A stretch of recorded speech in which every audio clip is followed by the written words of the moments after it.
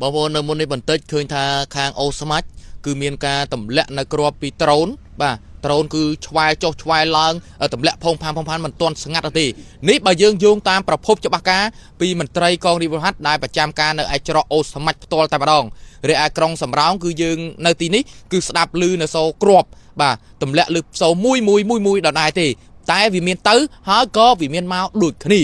បងប្អូនជាទីមេត្រីខ្ញុំសូមបញ្ជាក់នៅស្ថានភាពនៅវេលាម៉ោងប្រហែលស្មើនេះនៅថ្ងៃទី11ខែធ្នូឆ្នាំ2025គឺស្ថានភាពមិនទាន់មានការ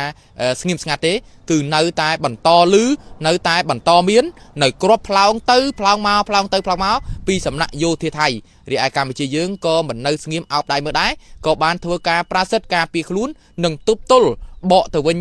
ផងដែរបងប្អូនអើយនៅខាងឧត្តមមានជ័យមិនមានការស្ងៀមស្ងាត់ឡើយហើយខ្ញុំកំពុងតែឈរធ្វើសេចក្តីរាយការណ៍អង្គុយធ្វើសេចក្តីរាយការណ៍នេះក៏